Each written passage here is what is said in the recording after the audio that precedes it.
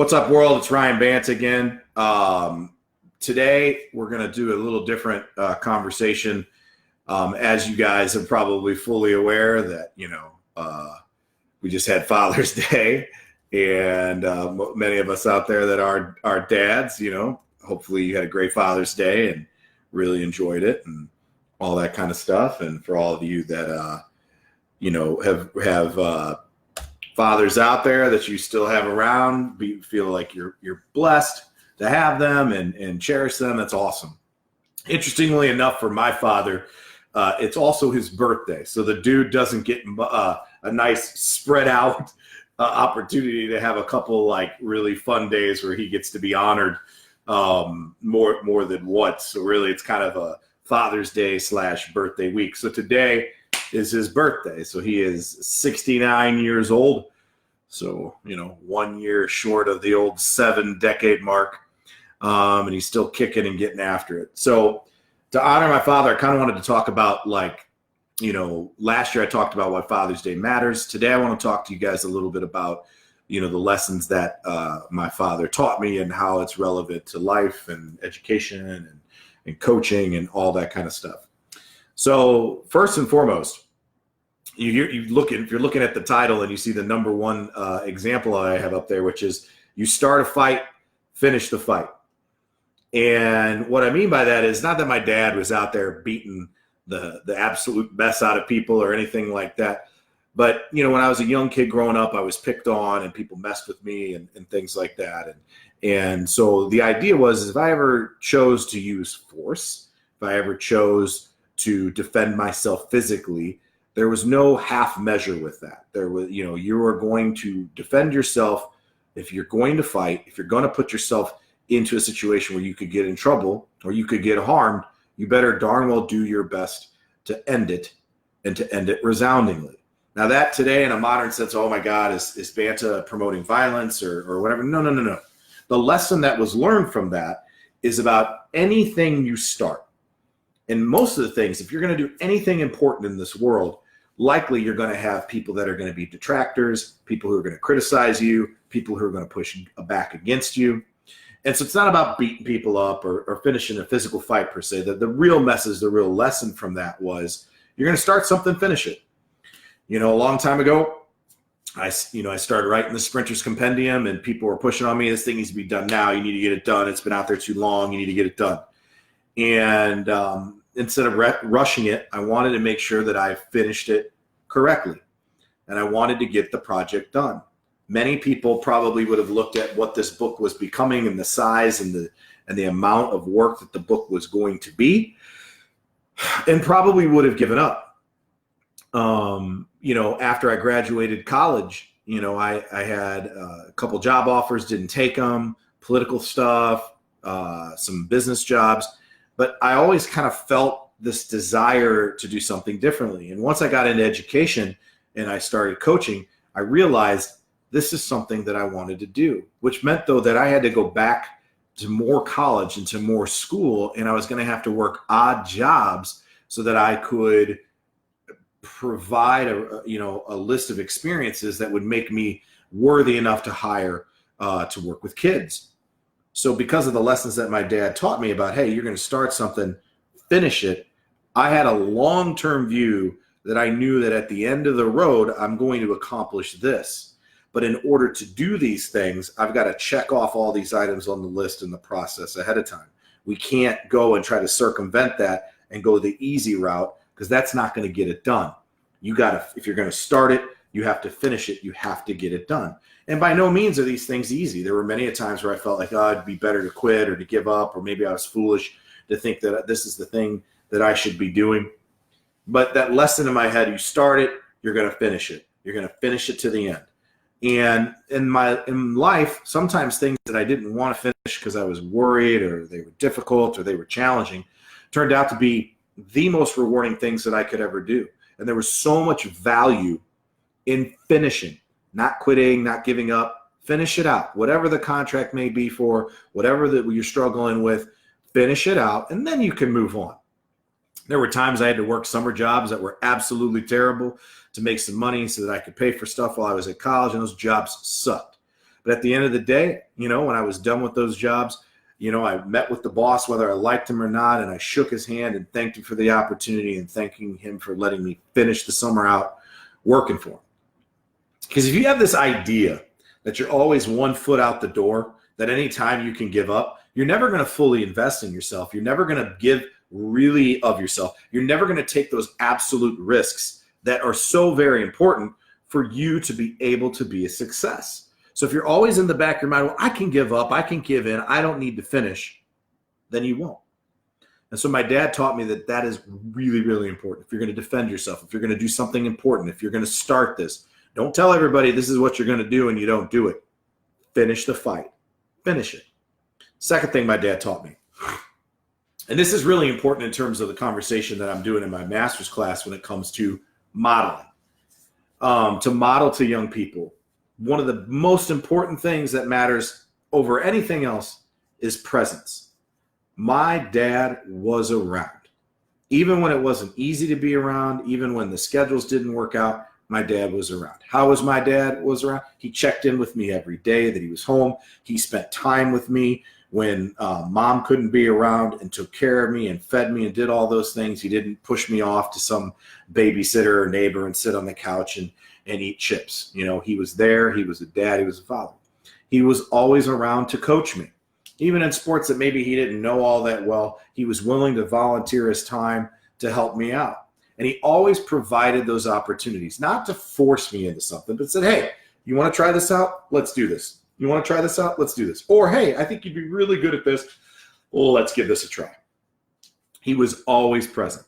No matter how hard or difficult, no matter how many places he had to tool me around or drive me around or take me to these different places, or, hey, I forgot something at home and he had to run home and get it for me, whether it be my inhaler or, whatever it may be. He was always there. He was ever present no matter what. And no parents are perfect. No mom and dad is perfect.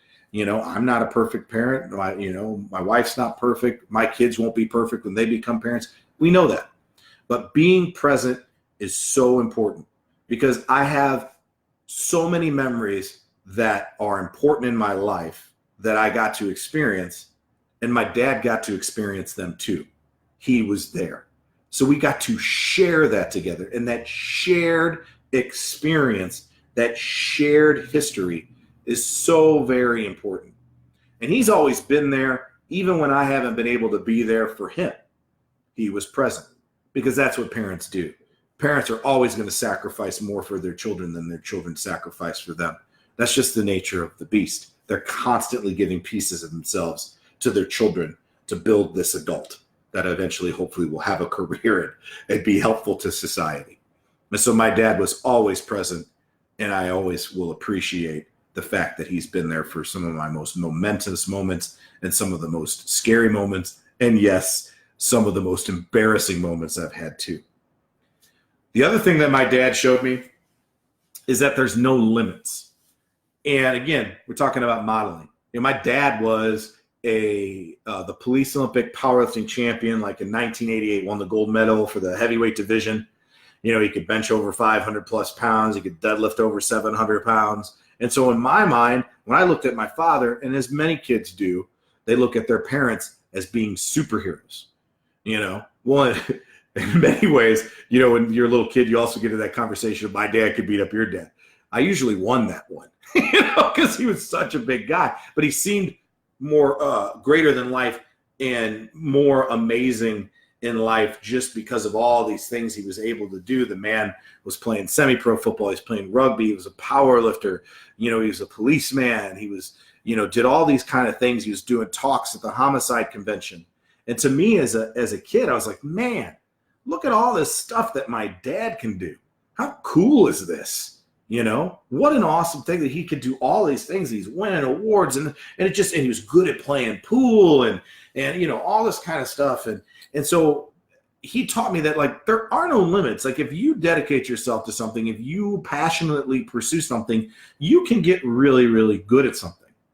But besides all that physical stuff and the athletics and the sports that were really impressive, the thing that made the biggest impression on me was the fact that he finished his college education very later on in life than we're typically used to now in 2019. It's like you go to college right away. That wasn't the case for everybody. In my parents' generation, it was good to go to college. It was nice to go to college, but it wasn't something that everybody did.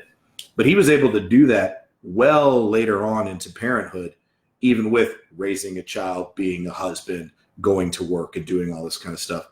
And he showed me that there are no limits. Like, you're not limited by anything.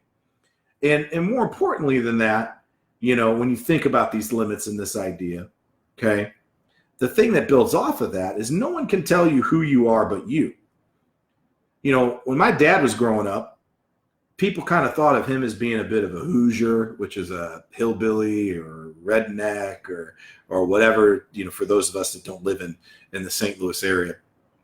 And they, people didn't think he was, some people didn't think he was smart or whatever, because he had, just like me, had ADD. They tried to make him change the hand he wrote with his right hand or his left hand. And so they tried to change it to his right hand from lefty, and doing all these kind of things to him. And my grandpa loved me, but wasn't really good to my pops, but instead of being like my grandpa was to my dad broke the chain of that. My dad said, I'm not going to be like my father was to me.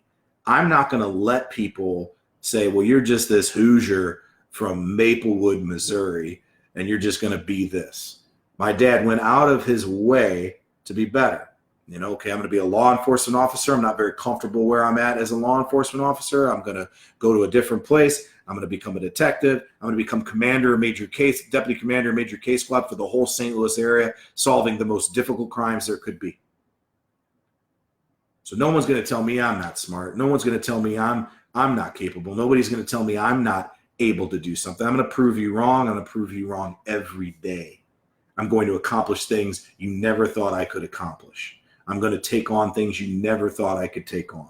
I'm going to do stuff you told me I couldn't do, because I'm going to prove you wrong, because no one can tell you who you are but you. So when I was growing up, I had a lot of the same stuff my dad had. I had learning disabilities, I'm ADD, got dysgraphia. There was never a doubt in my mind growing up. I would tell my parents, I'm not going to college. I'm not smart enough to go to college. They're like, yeah, you are. You're going to school. And then when I grew up and I got older and started thinking about careers, I'm like, well, what if I became a cop? My dad said, if you become a cop, I'm going to shoot you. Because he didn't want me to be that. He wanted even more for me than what he had for himself. You're not going to be this, you're going to be your own person. You're going to become your own person. You're going to rise and achieve things on your own. There are no limits to what you can do. So what? You got a learning disability. Who cares? You're still going to go to college. So what? You have you've got dysgraphia. You're going to learn how to write. You're going to become a better reader. You're going to become a better writer. You're going to do math. You're going to do 4 years of math, even though it sucks and it's going to be impossible. You're going to do it. You can play football. I'm not afraid of you getting hurt. You can be the fastest kid, that's ever been on two legs. He always made me believe that I could do all these great things. Now, was I old enough or mature enough to handle everything, as a young age that he told me I could do? No. But those lessons were still there in my head, that later on, when I was ready and willing to learn those lessons, I had them packed away in my file, in my Rolodex of memories from my father that he had taught me so long ago. And he still teaches me and still talks to me about and still shows me in all the actions and the ways that he is, and how great of a grandpa he is to my kids, and how sweet and kind he has always been to me, but holding me to a standard, making sure that I knew that if I started something, I'd finish it. If I'm going to be something good for people, if I'm going to make a difference, I got to be around. There are no such things as limits. If I want to go do it, I can get it done. I've just got to work hard and become the best I can be at it. And then ultimately, no one tells you what you're going to be. You make those choices. You decide what you want to be. You decide where you want your life to take you. And then go chase it down and beat it into submission, and don't give up until the job is done. Happy birthday, Dad. I love you. Peace out, guys.